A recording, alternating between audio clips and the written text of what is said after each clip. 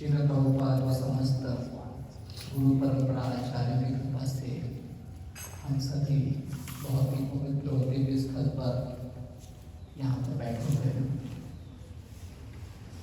इस स्थल की महिमा का इतिहास बहुत पुराना है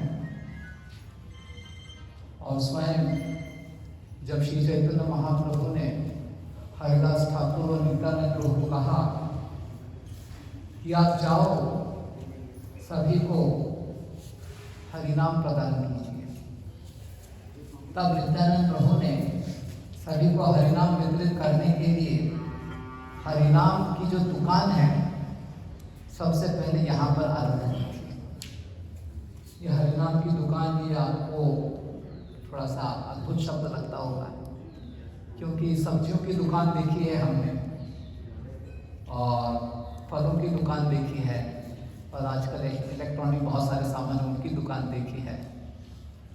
तो ये हरिनाम की दुकान क्या हो? क्या ये हरिनाम भी बिकता है? तो ये जो हरिनाम है नित्यानंद प्रभु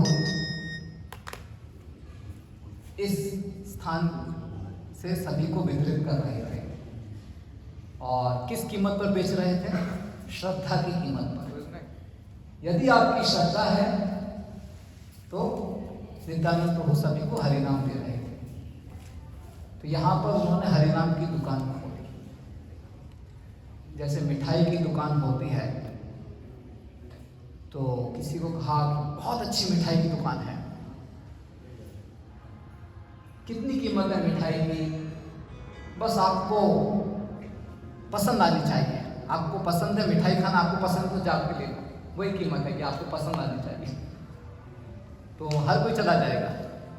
वैसे ही यहाँ पर हरिनाम की दुकान श्री नित्यानंद प्रभु ने आरंभ की और उसकी कीमत थी केवल श्रद्धा आप रखी।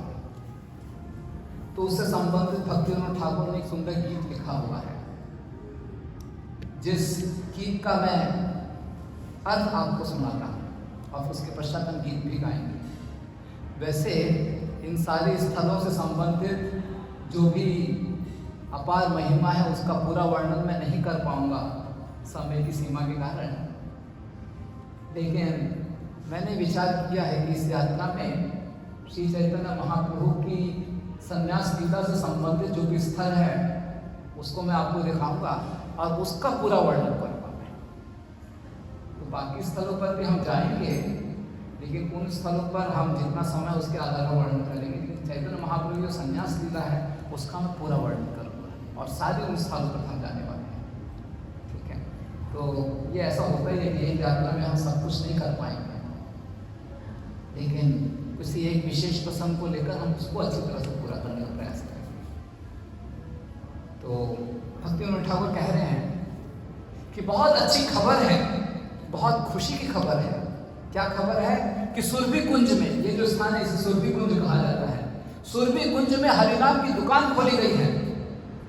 किसने खोली है? नित्यानंद प्रभु दुकानदार हैं, उन्होंने खोली है। फिर उसके पश्चात भक्तिविनोद ठाकुर कहते हैं कि बहुत ही जो सुरभि कुंज में दुकान खोली गई है वहां पर बहुत भीड़ है, बहुत कुछ अद्भुत हो रहा है वहां पर। नित्यानंद प्रभु हरिनाम सभी को किस कीमत पर दे रहे हैं? केवल श्रद्धा की कीमत पर दे रहे हैं। यह अद्भुत बात है यहाँ पर। और फिर आगे कहते हैं कि बहुत सारे लोग वहां पर हरिनाम की दुकान पर एकत्रित हैं और हरिनाम प्राप्त करने का प्रयास कर रहे हैं। और नित्यानंद प्रभु सबसे पहले उनकी जांच करते हैं कि वो हरिनाम प्राप्त करने के योग्य है कि नहीं, और उनसे श्रद्धा की कीमत लेकर उनको हरिनाम दे देते हैं। और फिर आगे कहते हैं, भक्तिविनोद ठाकुर कह रहे हैं आगे बाकी सब सदस्यों को, यदि आपको भी हरिनाम चाहिए तो मेरे साथ आ जाओ, क्योंकि मैं खुद ही जा रहा हूं नित्यानंद प्रभु के हरिनाम की दुकान में सुरभि कुंज में। और फिर कहते हैं, एक बार आपको हरिनाम प्राप्त हो गया तो क्योंकि मैं आपको लेकर गया हूं हरिनाम की दुकान में, तो मैं भी उसका कुछ कमीशन दूंगा और इस प्रकार से मुझको भी नित्यानंद प्रभु की कृपा प्राप्त होगी। नित्यानंद प्रभु बहुत दयालु है, केवल 17 मात्र से सबको हरिनाम देकर वो परम आनंद प्रदान कर रहे हैं। एक बार तो आप सभी चलिए और हरिनाम का आस्वादन प्राप्त कीजिए। केवल नित्यानंद प्रभु के समक्ष यदि हम गौरंग महाप्रभु का नाम लेते हैं तो नित्यानंद प्रभु तुरंत हम सबको हरिनाम प्रदान कर देते हैं और हरिनाम से संबंधित जो भी सारा ऐश्वर्य है वो सब प्रदान कर देते हैं। और इस हरिनाम को लेने से जो भी शास्त्रों की गुह्य शिक्षा है, भगवद गीता भागवतम में वर्णित है, वो सारी गुह्य शिक्षा हमारे हृदय में प्रकट हो जाती है। तो इस प्रकार से नित्यानंद प्रभु ये बहुमूल्य हरिनाम सभी को प्रदान कर रहे हैं और वे कोई भेदभाव नहीं कर रहे, कोई जाति कोई धनी है गरीब है, इस प्रकार कोई भेदभाव न करके सभी को हरिनाम प्रदान कर रहे हैं। और फिर कह रहे हैं कि इस हरिनाम को उच्चारण करने से हम सभी इस संसार में जो माया का बंधन है उससे हम सभी मुक्त हो सकते हैं। आप चाहे घर में हो या आप एक विरक्त साधु हो या आप वन में रहते हो, हर कोई हरिनाम ले सकता है।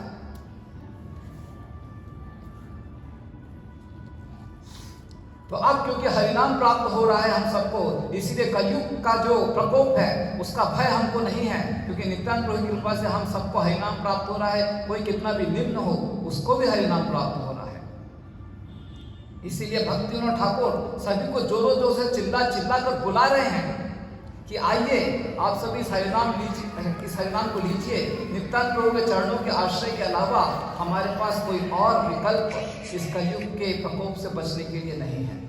तो इस प्रकार से भक्ति विनोद ठाकुर ने यहाँ पर नित्यानंद प्रभु ने जो हरिनाम की दुकान खोली उससे संबंधित ये सुंदर गीत लिखा है। तो आप सब मेरे पीछे गाइए। बड़ो सुख। अच्छा, आप सबके पास स्मार्टफोन है? स्मार्टफोन में वो ऐप है, कौन सा ऐप है? वैष्णव गीत। के सॉन्ग्स वैसा आ जाता हूँ। बोलिए। के सॉन्ग्स में यदि गूगल में आप सर्च करोगे बड़ो सुखेर खबर गाय, हाँ स्पेलिंग बोलो। BORO बड़ो सुखेर खबर KHABOR, बड़ो सुखेर खबर, बस इतने हो जाए लिरिक्स आ ठीक जाए। है। तो आप सभी अपने अपने स्मार्टफोन में ये गीत निकाल लीजिए। हम लोग सभी के लिए वैष्णव गीत पुस्तक जानबूझ के नहीं लाए, क्योंकि सबके पास स्मार्टफोन होगा, सब ये गीत होगा। बड़ो सुखेर खबर गाय, बड़ो सुखेर खबर गाय, बड़ो सुखेर खबर गाय, बड़ो सुखेर खबर गाय, बड़ो सुखेर खबर गाय, बड़ो सुखेर खबर गाय, बड़ो सुखेर खबर गाय, बड़ो सुखेर खबर गाय। सुरभि कुंजे रे नामे हाटो रेचे, सुरभि कुंजे रे नामे हाटो रेचे,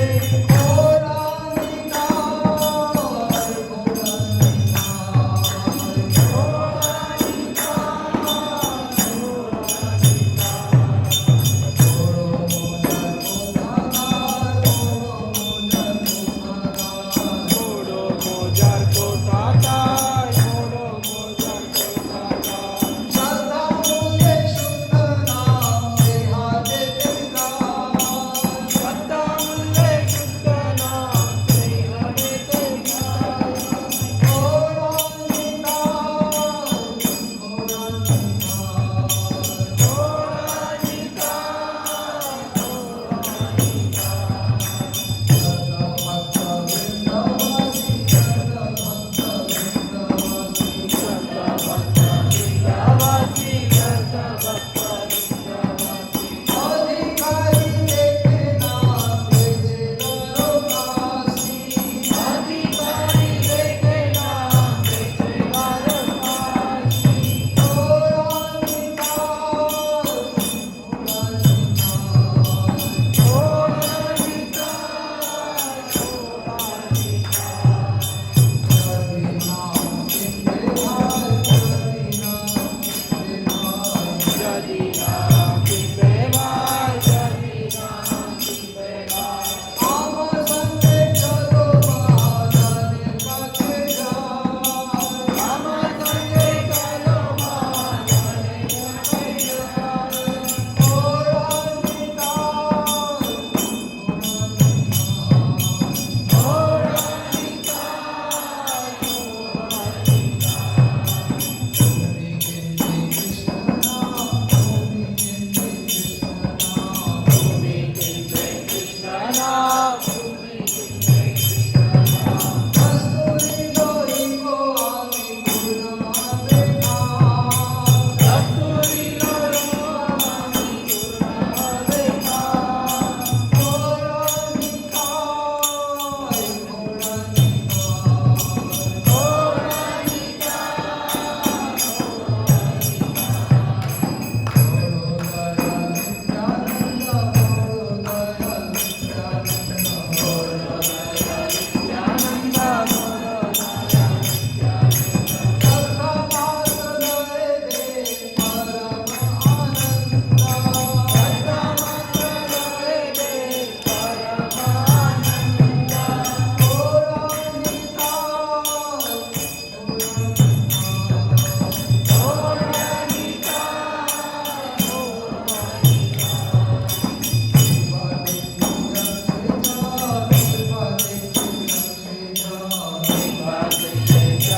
Jai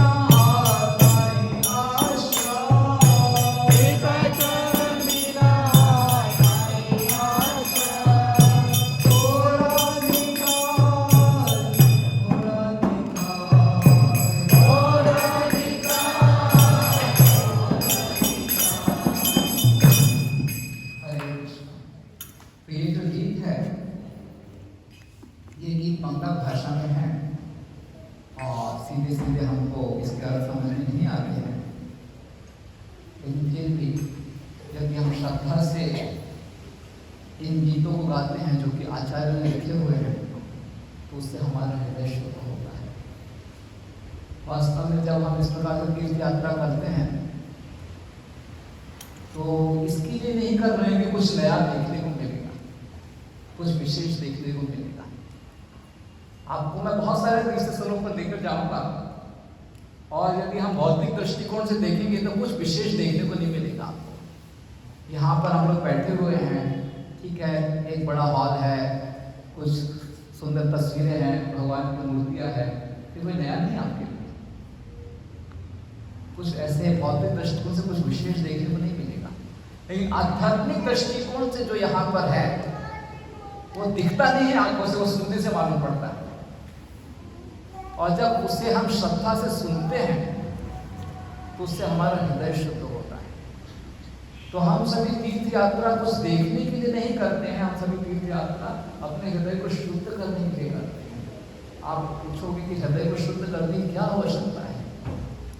हमारे जीवन में जितनी भी पीड़ाएं हैं, भूख लगना, प्यास लगना, दर्द होना, इसके साथ लड़ाई हो जाना, ये होना, वो होना, सब कुछ हमारे हृदय की अशुद्धि के कारण है। सब कुछ हमारे हृदय की अशुद्धि के कारण है। क्योंकि हमारा हृदय अशुद्ध है, इसलिए तो लड़ाई होती है। क्योंकि हमारा हृदय अशुद्ध है, इसीलिए तो ये भौतिक गंदा शरीर हमने धारण किया, जिसके कारण भूख, प्यास और अन्य सारी समस्याएं हैं। सब हृदय की अशुद्धि के कारण है। एक बार यदि हृदय शुद्ध हो गया तो इस संसार की जितनी सारी पीड़ाएं हैं उससे हम पूर्णतः मुक्त हो सकते हैं। आप सोचते हो कि यदि मेरे पास धन अधिक हो जाए तो मेरी समस्या का निराकरण हो जाएगा। आप सोचते हो कि यदि मेरा प्रमोशन हो जाए तो फिर मेरी समस्याएं हट जाएंगी। आप सोचते हो कि मेरे बच्चे का अच्छे विद्यालय में प्रवेश हो जाए तो मेरी समस्या हट जाएगी। ये सब हो जाता है, लेकिन समस्या बनी रहती है। लेकिन यदि हृदय शुद्ध हो तो वास्तव में समस्या का निराकरण होगा। इसको समझना थोड़ा सा आसान नहीं है। आप सोचते हो पैसा रहेगा तो पैसे से वस्तु खरीद लेंगे, समस्या सुलझ जाएगी। हृदय शुद्ध हो जाएगा तो कैसे क्या होगा? पहले जब हृदय शुद्ध हो जाता है ना, तो ऐसे शुद्ध हृदय के भक्तों के लिए भगवान स्वयं उपस्थित होते हैं। उनकी जीवन में जो भी संकट है उसका निराकरण करने के लिए भगवान स्वयं ऐसे भक्तों के उपस्थित होते हैं। और कितने उदाहरण है शास्त्रों में। पांडवगण हैं जिनके जीवन में कितने संकट आए, भगवान ने मदद की। भक्ति विनोद ठाकुर, उनके जीवन में कितनी परेशानी हुई, भगवान ने मदद की। ऐसे कितने ही उदाहरण हमें भागवत में मिलते हैं। तो कहने का तात्पर्य यही है कि यदि हम संसारी विषयों से, संसारी वस्तुओं से अपनी समस्या को समाधान करने की सोचेंगे तो समस्या सुलझेगी नहीं। लेकिन यदि हृदय शुद्ध हो जाएगा, हम भगवान के अच्छे भक्त बन जाते हैं, तो भगवान स्वयं हमारे लिए होते हैं। तो आप सोचिए, खुद अपने प्रयास से हम संसार को संसार की उलझनों को ठीक करेंगे, वो ज्यादा अच्छा है, या हम भगवान के प्रति शरणागत हो और भगवान हमें अच्छी स्थिति में रखे, वो ज्यादा अनुकूल है। छोटा बच्चा है, वो सोचेगा मैं अपना खाना पीना, अपना जीवन निर्वाह सब मैं खुद कर लूंगा, मुश्किल है। लेकिन वो छोटा बच्चा अपने माता पिता का आश्रय लेता है शुद्ध हृदय से, और माता पिता फिर सब कुछ करेंगे उस बच्चे के लिए, वो ज्यादा आसान है। तो हम अपने प्रयास से कभी भी इस संसार की उलझनों को सुलझा नहीं पाएंगे। बहुत संघर्ष कर लेंगे, संघर्ष होता रहेगा, संघर्ष बढ़ता रहेगा, पीड़ाएं भी बढ़ती रहेंगी, लेकिन समस्या नहीं सुलझेगी। लेकिन यदि भगवान के प्रति हम शरणागत हो जाते हैं, भगवान की भक्ति को हृदय में अपनाते हैं, अच्छे से भक्ति का अभ्यास करते हैं, तो उससे हृदय शुद्ध होगा और भगवान तब स्वयं हमारे जीवन की उलझनों को सुलझा देंगे। तो ये मार्ग बहुत अच्छा है। तो हम सभी इस धाम में अपने हृदय के शुद्धिकरण के लिए आए, और हृदय का शुद्धिकरण भगवान की तीव्र भक्ति करने से होता है। और जब ऐसे तीर्थ स्थलों पर आते हैं जहाँ पर कितने ही महान भक्तों ने अपनी तीव्र भक्ति की है और उस तीव्र भक्ति की भक्ति शक्ति यहाँ पर संचित है। तो हमसे तो कैसी भक्ति होती है वो हम सब जानते हैं। हम लोग जब माला जप करते हैं तो अधिकांश समय हमारा ध्यान ही नहीं रहता है। तो हमारी भक्ति बहुत ही नगण्य है, कमजोर है। लेकिन यहाँ पर जो महान भक्त जिन्होंने भक्ति की है उनकी भक्ति शक्ति यहाँ पर संचित है। और जब हम ऐसे तीर्थ स्थलों पर आते हैं तो उस भक्ति शक्ति का प्रभाव हम पर पड़ता है और उससे हमारी भक्ति भी अच्छी होती है और हमारा हृदय शुद्ध होता है। तो इस उद्देश्य से ही हम लोग तीर्थ यात्रा करते हैं। इस उद्देश्य से ही हम तीर्थ यात्रा करते हैं। जैसे मानते हैं कोई व्यापारी है, वो व्यापार कर रहा है तो किस स्थान पर व्यापार करेगा? जहां पर उसको ज्यादा कस्टमर मिलेंगे, जहां पर उसका सामान अधिक बिक्री होगा। तो वैसे ही हम सब भक्ति के पथ पर आगे बढ़ना चाहते हैं, भगवान का आश्रय प्राप्त करना ये हमारे जीवन का लक्ष्य है। तो हम भी किस स्थान पर आएंगे? जहां पर अधिकाधिक लोगों ने, अधिकाधिक महान आचार्यों ने, ऋषि मुनियों ने बहुत भक्ति की है, तो उस भक्ति शक्ति को हम प्राप्त कर सकते हैं। तो इसी उद्देश्य से हम सब यहाँ पर आए हैं। और उन्हीं सारे तीर्थ स्थलों में ये तीर्थ स्थल बहुत ही विशेष है, क्योंकि यहाँ पर नित्यानंद प्रभु की कृपा संचित है, भक्ति विनोद ठाकुर की कृपा संचित है, साथ ही स्वयं श्री चैतन्य महाप्रभु भी अपनी लीला करते हुए कई बार यहाँ पर आए हुए हैं। और तो और इसका इतिहास बहुत पुराना है। कितना पुराना है? तो मैं आपको 5000 वर्ष पूर्व जब इंद्रदेव ने ब्रजवासियों, ये सारे ब्रजवासी गण जब इंद्र पूजा नहीं कर रहे थे तो इंद्रदेव बहुत क्रोधित हो गए और सारे ब्रजवासियों के प्रति अपना क्रोध प्रकट करने के लिए इंद्रदेव ने भयंकर संवर्तक बादलों को बुलाकर पूरे ब्रज को नष्ट करने का प्रयास किया। और उस समय भगवान श्री कृष्ण ने गोवर्धन उठाकर ब्रजवासी की रक्षा की थी और इंद्र का अभिमान तोड़ा था। तो उस समय इंद्रदेव को बहुत पश्चाताप हुआ कि मैंने किसके प्रति इस प्रकार से आक्रमण किया है। स्वयं भगवान श्री कृष्ण जो कि मेरे आराध्य देव हैं, उनके पार्षदों को मैं नष्ट करना चाहता था। कितना बड़ा अपराध कर दिया मैंने। तो इंद्रदेव बहुत पश्चाताप कर रहे थे और इंद्रदेव भगवान श्री कृष्ण से क्षमा मांगना चाहते थे, लेकिन कृष्ण ने इनकी ओर देखा भी नहीं। तो इंद्रदेव बहुत पीड़ित थे और फिर वे बृहस्पति के पास गए, ब्रह्मा जी के पास गए। तो ब्रह्मा जी ने कहा कि भगवान श्री कृष्ण के शुद्ध भक्त का यदि आप अनुमोदन प्राप्त करो तो भगवान श्री कृष्ण आपको क्षमा कर देंगे, अपनी कृपा आप पर प्रदान करेंगे। तो भगवान श्री कृष्ण को गाय बहुत प्रिय है, गाय उनको बहुत प्रिय है, गाय उनके महान भक्त हैं, तो उनको लेकर जाओ। तो इंद्रदेव तब सुरभि गाय को लेकर भगवान श्री कृष्ण के पास वृंदावन में आते हैं और भगवान श्री कृष्ण जो कि सुरभि गाय जो कि उनके बहुत प्रिय है, उनको सामने देखकर फिर सुरभि गाय के अनुमोदन पर इंद्रदेव को भी क्षमा कर देते हैं। तो इंद्रदेव क्षमा प्राप्त कर लेते हैं, लेकिन फिर भी इंद्रदेव विचार कर रहे थे कि मैं इस प्रकार से क्यों बारंबार व्यवहार करता हूं। ये एक लीला नहीं है। इस लीला के पश्चात जब एक बार भगवान श्री कृष्ण स्वर्ग में गए थे और सत्यभामा को लेकर गए थे,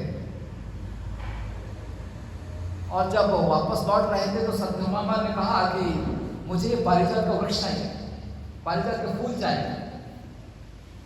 तो कृष्ण ने पारिजात का पूरा वृक्ष उठा लिया द्वारका लाने के लिए, तो वो स्वर्ग से लाया गया था। तो इंद्र को अच्छा नहीं लगा कि मेरी अनुमति के बिना, मुझसे बिना पूछे इस प्रकार से पारिजात का वृक्ष उठा लिया।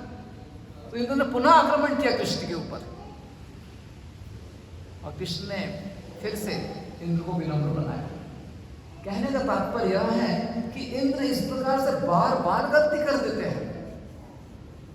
तो इंद्र विचार कर रहे थे कि इस प्रकार से मैं बार बार गलती क्यों करता हूं, अपने ही स्वामी, अपने ही आराध्य भगवान कृष्ण के प्रति आक्रमण कर रहा हूं, ये उचित नहीं है। क्यों मुझको इतना अभिमान हो जाता है, क्यों मैं परिस्थिति से इतना अधिक जल्दी प्रभावित हो जाता हूं, क्या मैं करूं जिससे इस प्रकार के अपराधों में बारंबार नहीं करूं। और फिर से वो सुरभि गाय के पास आते हैं कि इस समस्या का समाधान तो बताइए। कोई आपके जीवन में समस्या है, उसका समाधान आप करते हो, लेकिन फिर से उसी समस्या को दोहरा रहे हो, तो चलता नहीं। और इंद्रदेव बार बार ऐसी गलती करते हैं।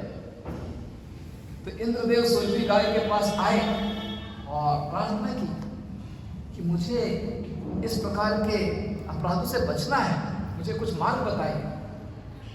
तब सुरभि गाय ने कहा, हम सभी नवद्वीप में चले हैं। और सुरभि गाय इंद्रदेव को लेकर यहाँ पर आई। सुरभि गाय ने कहा कि ये जो नवद्वीप है सारे तीर्थ स्थलों में सर्वोत्तम तीर्थ स्थल है, क्योंकि इस नवद्वीप में स्वयं भगवान श्री कृष्ण अपने पूर्ण कृपामय अवतार श्री चैतन्य महाप्रभु के रूप में आते हैं और उत्कृष्ट कृष्ण प्रेम, श्रीमती राधा रानी का प्रेम जिसका वे कृष्ण आस्वादन करते हैं, उस राधा रानी के प्रेम को स्वयं श्री चैतन्य महाप्रभु वितरित करते हैं।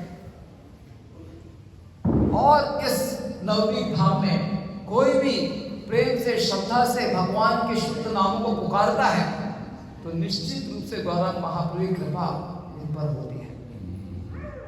तो सुरभि गाय इंद्रदेव को लेकर यहाँ पर आई।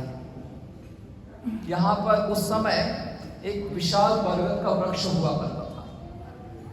जब मैं शुरुआत में 1996-98 उस समय आया करता था, तो उस समय वो बरगद का वृक्ष था और उस समय ये मंदिर छोटा था। लेकिन अभी मंदिर बड़ा हो गया है तो वो वृक्ष और वो बहुत वृद्ध भी हो गया था, तो काल के प्रभाव से वो लुप्त हो गया है। तो वो वृक्ष था, उस वृक्ष के नीचे सुरभि गाय इंद्रदेव को लेकर आई। तो वहां पर सुरभि गाय इंद्रदेव को लेकर आती है और कहती है कि यहाँ पर बैठकर हमें गौरांग महाप्रभु के नाम का आह्वान करना चाहिए। तो इस प्रकार से सुरभि गाय और इंद्रदेव दोनों मिलकर वहां पर गौरांग महाप्रभु के नाम को पुकार रहे थे। तो यहाँ पर एक तस्वीर भी है, हाँ उधर है, देखो सुरभि गाय है और इंद्रदेव है, ठीक है, और बरगद का वृक्ष भी है, ठीक है, हाँ सबसे पहला वाला। तो क्योंकि बरगद के वृक्ष के नीचे सुरभि गाय भगवान के नाम को पुकार रही थी, तो सुरभि गाय गो और बरगद के वृक्ष को द्रुम बोला जाता है, तो इसलिए इस स्थान को गोद्रुम द्वीप बोला जाता है। तो अभी हम लोग गंगा नदी पार करके आए हैं, तो यहाँ पर जो भी पूरा क्षेत्र है गंगा नदी के प्रवाह के द्वारा आवृत है और ऐसे स्थान को द्वीप बोला जाता है। तो ये जो स्थान है इसे गोद्रुम द्वीप बोला जाता है, क्योंकि सुरभि गाय बरगद वृक्ष के नीचे यहाँ पर भगवान का आह्वान कर रही थी, इसलिए गोद्रुम द्वीप, ठीक है। तो यहाँ पर सुरभि गाय और इंद्रदेव भगवान के नाम को पुकारते हैं और भगवान, जैसे कि सुरभि गाय ने कहा था कि यहाँ पर अगर हरिनाम का उच्चारण किया, भगवान को पुकारा, तो भगवान बहुत जल्दी प्रसन्न होते हैं और प्रकट होते हैं। तो इंद्र जब अपने शुद्ध हृदय से भगवान को पुकार रहे थे तो स्वयं श्री चैतन्य महाप्रभु यहाँ पर प्रकट हुए हैं और इंद्रदेव पर कृपा की है। वो दर्शन आप यहाँ पर देख सकते हैं। तो इस प्रकार से ये स्थल बहुत ही महत्वपूर्ण है। तो आप समझ जाइए कि भगवान का नाम यहाँ पर पुकारने से उस नाम की शक्ति का जो फल है हमको बहुत अधिक प्राप्त होता है। तो मैं मानता हूँ कि आप सभी को यहाँ पर पहुँचने में बहुत कष्ट हुआ है और आपको रात में ठीक से नींद भी नहीं प्राप्त हुई है। तो अवश्य मैं आज का शेड्यूल ज़्यादा हेक्टिक नहीं रखूँगा, मैं देख भी रहा हूँ, लेकिन फिर भी आप जान लीजिए कष्ट उठाकर आप जहाँ पहुँचे हो वो स्थल बहुत ही महत्वपूर्ण है। और इस स्थल में यदि हम भगवान के नामों को ठीक से पुकारते हैं, बहुत तीव्रता से भक्ति कर रहे हैं, तो हमेशा हमेशा के लिए हमारे कष्ट पूर्णतः नष्ट हो सकते हैं। हम सोचते हैं कि हम लोग को बहुत कष्ट हुआ है, लेकिन इस स्थान को हम सभी को प्रदान करने के लिए आचार्य ने कितना कष्ट उठाया वो तो सोचिए। हम सबको आज यहाँ पर आने के लिए इतना कष्ट होता है। भक्ति विनोद ठाकुर ब्रिटिश सरकार के समय मजिस्ट्रेट थे। उन्होंने निश्चय किया था कि मैं यहाँ पर रहकर जो श्री चैतन्य महाप्रभु की जन्मस्थली है उसको ढूंढूंगा। तो उनको कितना कष्ट होगा उस समय। भक्ति सिद्धांत सरस्वती वो तो बड़े विद्वान थे, उनको तो कलकत्ता की यूनिवर्सिटी में जो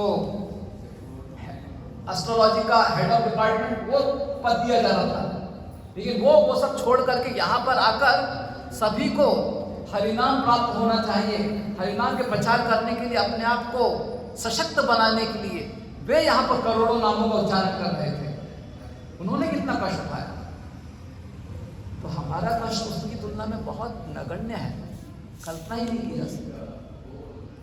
तो कष्ट हुआ है, लेकिन फिर भी हमको जो प्राप्त हो रहा है बहुत ही बहुमूल्य है। तो उस आधार पर हमें भगवान के प्रति व सभी आचार्यों के प्रति बहुत आभार प्रकट करना चाहिए, और जो हमें प्राप्त हो रहा है उसको बहुत कृतज्ञता से स्वीकार कर तीव्र भक्ति करनी चाहिए। तो श्री चैतन्य महाप्रभु इस स्थल पर प्रकट हुए हैं, इंद्रदेव को दर्शन दिया है और इंद्र पर अपनी कृपा अर्पित करके इंद्र को अनुग्रहित किया है। तो श्री चैतन्य महाप्रभु ने इंद्रदेव को कहा, मैं जानता हूं आप किस अभिलाषा से यहां पर आए हुए हो। कलयुग आने पर मैं पुनः अपने आप को इस अवतार या इस रूप में मैं प्रकट करूंगा, और उस समय मैं पुनः सभी को कृष्ण प्रेम प्रदान करूंगा, जो भी कृतज्ञता से श्रद्धा से हरिनाम को स्वीकार करेंगे। और उस समय पुनः आपको इंद्रदेव को मेरे सेवक के रूप में मेरी लीला में भाग लेने का मौका भी प्राप्त होगा। इस प्रकार से इंद्रदेव को श्री चैतन्य महाप्रभु ने आशीर्वाद दिया, और फिर श्री चैतन्य महाप्रभु अप्रकट हो गए। महाप्रभु से ऐसा आशीर्वाद प्राप्त कर इंद्रदेव बहुत से संतुष्ट हुए, और फिर वे यहाँ से अपने लोक स्वर्गलोक चले। तो आज जो हम इंद्रदेव की बात करते हैं, जो लीलाएं पढ़ते हैं, वो पुरानी लीलाएं हैं। इस समय इंद्रदेव श्री चैतन्य महाप्रभु का कृपा पात्र महान भक्त हैं। हमें उनको कम नहीं समझना चाहिए। महाप्रभु का दर्शन हुआ है उनको, बहुत महान है। तो इस प्रकार से इस स्थान पर इंद्रदेव को कृपा प्राप्त हुई है, और सुरभि गाय यहीं पर रही। सुरभि गाय नहीं गई, तो अवश्य आज हमको वो वृक्ष भी नहीं दिखाई देता है और सुरभि गाय भी नहीं दिखाई देती है, क्योंकि हमारी जो आंखें हैं वो हड्डी मांस की आंखें हैं। चर्म चक्षु बोला जाता है। चर्म चक्षु से दिव्य वस्तुएं दिखाई नहीं देती हैं। तो हमको यदि भगवान की लीलाओं का दर्शन करना है तो उसके लिए प्रेम चक्षु चाहिए। ब्रह्मा जी कहते हैं, प्रेमांजन छुरिता भक्ति विलोचनेन संता सदैव हृदयेषु विलोकयन्ति। जिनकी आंखें प्रेम के अंजन से संतप्त हैं, वे सदैव मेरा दर्शन करते हैं। तो इस प्रकार से, क्योंकि हमारे पास प्रेम की आंखें नहीं है, दिव्य आंखें नहीं है, इसलिए हम दर्शन नहीं कर पाते। अन्यथा वो जो वृक्ष है आज भी है यहाँ पर, और सुरभि गाय भी आज यहाँ पर है। तो हम भले सुरभि गाय को नहीं देख पाते हैं, लेकिन सुरभि गाय हम सबको देख पाती है। और गाय माता है। माता स्वभाव से ही अपने वात्सल्य भाव के कारण, कोई बालक कितना भी शरारती हो, अपनी कृपा करती है। और सुरभि गाय तो माताओं की माता है। तो सुरभि गाय हम सबको देख रही है कि हम सभी यहाँ पर भगवान की कृपा प्राप्त करने के लिए आए हैं। और निश्चित रूप से जिस प्रकार से इंद्रदेव को सुरभि गाय के अनुमोदन पर कृपा प्राप्त हुई है, उसी प्रकार से हम यहाँ पर सूर्यवीर गाय के चरणों में प्रार्थना करते हैं कि हमें भी वही श्री चैतन्य महाप्रभु की कृपा प्राप्त हो, जिसके द्वारा हमारा भी हृदय शुद्ध हो और हम भी भक्ति के पद पर तीव्रता से आगे बढ़कर भगवान श्री कृष्ण के चरणों का आश्रय करें। यहाँ पर इंद्रदेव को कृपा प्राप्त होती है। साथ ही यहाँ पर दूसरी तस्वीर देखते हो, मार्कंडेय ऋषि। मार्कंडेय ऋषि, उनकी आयु बहुत लंबी है।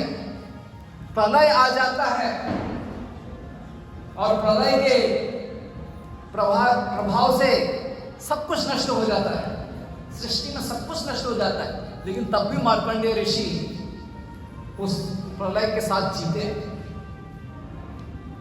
इतनी लंबी आयु है, कई कई कल्पों तक उनकी आयु है।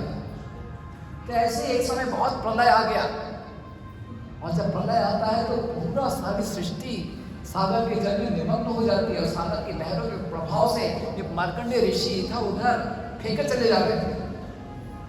पूरा पूरा ब्रह्मांड सागर के जल में समा गया था और सागर की तीव्र लहरों में मार्कंडेय ऋषि अपने आप को संभाल नहीं पा रहे थे और वे मरते भी नहीं थे। सामान्यतः कोई व्यक्ति है सागर में डूब गया तो मर जाएगा जल्दी से। मार्कंडेय ऋषि को तो बहुत लंबी आयु का आशीर्वाद प्राप्त है, वो मरते भी नहीं है और जी भी नहीं सकते हैं क्योंकि इतनी पीड़ा है। तो ऐसे मार्कंडेय ऋषि कुछ खा नहीं सकते हैं क्योंकि सब कुछ सागर में डूबा हुआ है, कुछ पी नहीं सकते क्योंकि सारा पानी नमकीन है, और साथ ही साथ सागर के जल में बहुत भयंकर मछलियां भी होती, मगरमच्छ भी होते हैं। तो ऐसे सागर के जल में मार्कंडेय ऋषि कितनी ही कठिनाई को सामना कर रहे थे, और बहुत ठंड और ऊपर से तीव्र बारिश। तो ऐसे मार्कंडेय ऋषि को बहुत अधिक कष्ट हो रहा था। तो ऐसी अवस्था में मार्कंडेय ऋषि प्रार्थना करते हैं भगवान से। पहले मार्कंडेय ऋषि ने भगवान से प्रार्थना की थी मुझे आपकी माया शक्ति का दर्शन करना है। अब मार्कंडेय ऋषि प्रार्थना कर रहे हैं कि क्यों मैं इस प्रकार से प्रार्थना करता हूं, इस प्रकार के आशीर्वाद मांगता हूं जिससे मेरा ही जीवन संकट में आ जाता है। अब मैं नहीं जीना चाहता हूं इस प्रकार से। मार्कंडेय ऋषि इस प्रकार से बहुत त्रस्त होकर भगवान की कृपा की याचना कर रहे थे, और ऐसे हजारों वर्ष बीत गए।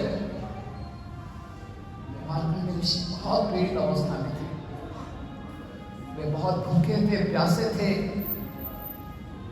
और अब जब बहुत ही आतुरता से मार्कंडेय ऋषि भगवान के आश्रय को प्राप्त करने के लिए पुकार रहे थे, तो वे एक द्वीप देखते हैं। वो द्वीप बहुत विशाल था, करोड़ों करोड़ों कोसों लंबा वो द्वीप था, और उस द्वीप में बहुत सुंदर नदियां बह रही थी। और साथ ही उस द्वीप में मार्कंडेय ऋषि ने देखा कि एक विशाल बरगद का वृक्ष है जिसकी ऊंचाई 8 मील ऊंची है।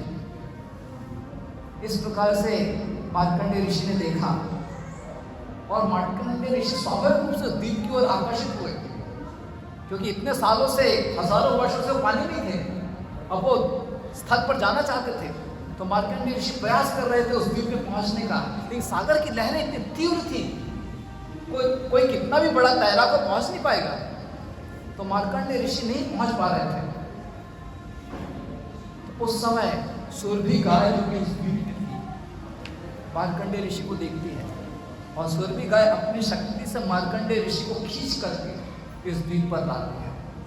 और सुरभि गाय मार्कंडेय ऋषि पर अपनी कृपा कर उन्हें बताती है कि इस स्थल पर यदि आप गौरांग महाप्रभु के नामों का उच्चारण करो, हरे कृष्णा कृष्णा कृष्णा हरे हरे, हरे राम राम राम हरे हरे, तो जिस उत्कट इच्छा को लेकर आप यहाँ पर आना चाहते थे वो आपकी इच्छा पूर्ण हो।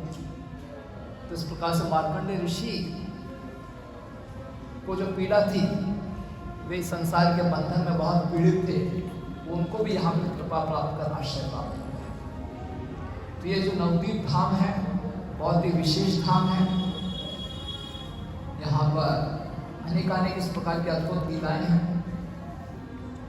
ऐसा कहा जाता है कि इस नवद्वीप धाम में यदि कोई एक कदम भी चलता है, हम तो बहुत कदम चल गए, एक कदम चलता है तो 100 अश्वमेध यज्ञ का फल उसे प्राप्त होता है।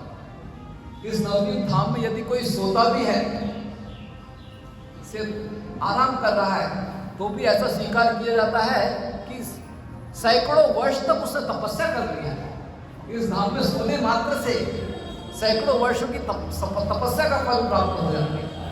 तो इतना अद्भुत यह धाम है। और ऐसा कहा गया कि ये धाम है सारे तीर्थ स्थलों में विशेष है, और विशेष रूप से कलयुग में अन्य जो तीर्थ स्थल है उनकी महिमा, उनकी शक्ति कम हो जाती है, इस तीर्थ स्थल की शक्ति बढ़ जाती है। तो इस प्रकार से ये धाम बहुत ही विशेष है। और सुरभि गाय मार्कंडेय ऋषि को इस प्रकार से धाम की महिमा सुनाकर कहते हैं कि अब आप कहीं मत भटको, इधर ही रहो। तो गोद्रुम जो वृक्ष था बरगद का, उसके नीचे सुरभि गाय ने मार्कंडेय ऋषि को आसन प्रदान किया। और क्योंकि मार्कंडेय ऋषि इतने वर्षों से कुछ खाया पिया नहीं था, तो सुरभि गाय ने अपना दूध प्रदान किया मार्कंडेय ऋषि को। उस दूध को पान करके मार्कंडेय ऋषि को शक्ति प्राप्त हुई। अब सुरभि गाय स्वयं भगवान की महान सेविका है। ऐसे महान भक्त का दूध प्राप्त करके मार्कंडेय ऋषि इतनी अधिक भक्ति शक्ति प्राप्त करते हैं कि सतत रूप से मार्कंडेय ऋषि गौरांग महाप्रभु का नामों को उच्चारण कर रहे हैं, गौरांगा इस प्रकार से मार्कंडेय ऋषि यहाँ पर कृपा प्राप्त करते हैं। फिर यहाँ पर आप तीसरी तस्वीर देख रहे हो, अगर नहीं दिख रही है तो देख लीजिए, इसके पीछे है, इस मिरर के पीछे है। तो यहाँ पर आपको दिखाई दे रहा होगा एक मगरमच्छ है। तो एक बालक था, उसका नाम था देव कुमार। तो देव कुमार इस क्षेत्र में रहा करता। तो क्योंकि ये स्थली बहुत ही पावन है, मार्कंडेय ऋषि को यहाँ पर कृपा प्राप्त हुई है, इंद्रदेव को कृपा यहाँ पर प्राप्त हुई है, तो अनेकानेक ऋषि मुनि यहाँ पर आया करते थे। फिर ऋषि मुनि जब गंगा के किनारे ऐसे ध्यान में लगे हुए थे और गंगा की पूजा करने के लिए ऋषि मुनि गंगा में जाते थे और गंगा का जल गंगा को अर्पित करते थे। तो ये जो शरारती देव कुमार बालक था वो गंगा के जल में अंदर ही अंदर आता था और एक ऋषि मुनि का पैर खींच लेता था। तो ऐसे एक ऋषि मुनि के साथ इस देव कुमार ने अपराध किया। तो ऋषि कुमार नाराज हो गए, ऋषि नाराज हो गए, देव कुमार को शाप दे दिया। इस प्रकार से पानी के जल में, पानी के अंदर रहते हुए मेरा पांव खींचते हो, अन्य ऋषि मुनि को सताते हो, मगरमच्छ बन जाओ, जो इस प्रकार से दुर्व्यवहार करता है। तो बेचारा वो बालक देव कुमार मगरमच्छ बन गया। लेकिन जब इस प्रकार से शाप प्राप्त हुआ तो उसको पश्चाताप भी हुआ। उसने ऋषि मुनि से क्षमा मांगी और कहा कि कैसे मैं इस शाप से मुक्त हो सकता हूँ। तो उन्होंने कहा कि जब स्वयं भगवान श्री चैतन्य महाप्रभु के रूप में आपको कृपा प्रदान करेंगे तब आप इस शाप से मुक्त हो सकते हैं। तो मैंने आपको बताया कि नित्यानंद प्रभु हरिनाम की दुकान यहाँ पर लेकर आरंभ करते सबसे पहले। यहाँ पर बहुत हरिनाम का वितरण हो रहा था और नित्यानंद प्रभु वो बहुत ही अद्भुत लीलाएं करते हैं। वो गंगा में कूद जाते हैं, वो हरिनाम सबको देना चाहते हैं, सिर्फ मनुष्यों को ही नहीं, पशुओं को भी। तो इसलिए नित्यानंद प्रभु गंगा के जल में कूद करके मगरमच्छ पर भी अपनी कृपा करते हैं। लेकिन ये जो मगरमच्छ था ये विशेष था, इसको ऋषि मुनि को शाप मिला था, कहा था कि जब तक स्वयं भगवान आकर कृपा नहीं करेंगे तब तक कुछ नहीं हो सकता। तो नित्यानंद प्रभु श्री चैतन्य महाप्रभु का आह्वान करते हैं। श्री चैतन्य महाप्रभु हम लोग जहाँ रह रहे हैं मायापुर में, उसी स्थल पर थोड़ी ही दूर श्री चैतन्य महाप्रभु का जन्म स्थल है। श्री चैतन्य महाप्रभु वहाँ बहुत लीलाएं करते हैं। देखते नित्यानंद प्रभु श्री चैतन्य महाप्रभु को लेकर यहाँ पर आते हैं और उसी गंगा के किनारे लेकर आते हैं जहाँ पर देव कुमार मगरमच्छ के रूप में रह रहा था। और नित्यानंद प्रभु अपनी लीला करते हुए जब चैतन्य महाप्रभु गंगा के किनारे लाते हैं तो उस मगरमच्छ को मालूम था कि केवल भगवान की कृपा से ही मेरा उद्धार हो सकता है। तो नित्यानंद प्रभु चैतन्य महाप्रभु को लाते हैं और नित्यानंद प्रभु तो बिल्कुल निडर है, वो मगरमच्छ के साथ भी इतनी लीलाएं करते हैं। तो मगरमच्छ को देखकर नित्यानंद प्रभु कूद गए और तब नित्यानंद प्रभु की रक्षा करने के जब श्री चैतन्य महाप्रभु आते हैं तो उस प्रकार से मगरमच्छ पर भी कृपा प्राप्त हो जाती है। तो ऐसे उस मगरमच्छ का उद्धार हुआ और वो पुनः देवकुमार बालक भगवत धाम लौट जाता है। तो इस प्रकार से ये स्थल की महिमा है। तो नित्यानंद प्रभु स्वयं यहाँ पर हरिनाम की दुकान आरंभ करते हैं। आप पीछे तस्वीर देख सकते हो जहाँ पर नित्यानंद प्रभु पेड़ के नीचे बैठकर, तो वहीं यहाँ पर वो जो गोद्रुम वृक्ष था, बरगद का वृक्ष, उसी के नीचे बैठकर नित्यानंद प्रभु हर दिन सबको हरिनाम बांटा करते थे। हरिनाम बांटना अर्थात कीर्तन करना, सबके साथ कीर्तन किया करते थे। कहा करते थे कि आप भी कीर्तन कीजिए। ऐसे नित्यानंद प्रभु सभी को हरिनाम दिया करते थे। वहाँ पर आप दूसरी तस्वीर देख सकते हो, नित्यानंद प्रभु हरिदास ठाकुर के साथ घर घर जाकर लोगों से निवेदन कर रहे हैं कि हरिनाम को उच्चारण कीजिए, ठीक है। और भी यहाँ पर आप तीसरी तस्वीर देख सकते हैं, यहाँ पर भक्ति विनोद ठाकुर हैं जो जिनकी बहुत इच्छा थी कि हरिनाम की महिमा का प्रचार होना चाहिए। तो भक्ति विनोद ठाकुर ने निश्चय किया कि मैं गोकुल द्वीप में रहूंगा और यहाँ पर रहकर मैं हरिनाम की महिमा का प्रचार करूंगा। तो भक्ति विनोद ठाकुर यहाँ पर उन्होंने अपना घर बसाया और यहाँ पर रहकर वो बहुत प्रचार किया करते थे। तो उसका वर्णन हम भक्ति विनोद ठाकुर के घर पर करेंगे। तो यहाँ से हम लोग पैदल चलते हुए भक्ति विनोद ठाकुर के घर पर जाएंगे। ज़्यादा दूर नहीं है, बस पास में है। हाँ बोलिए।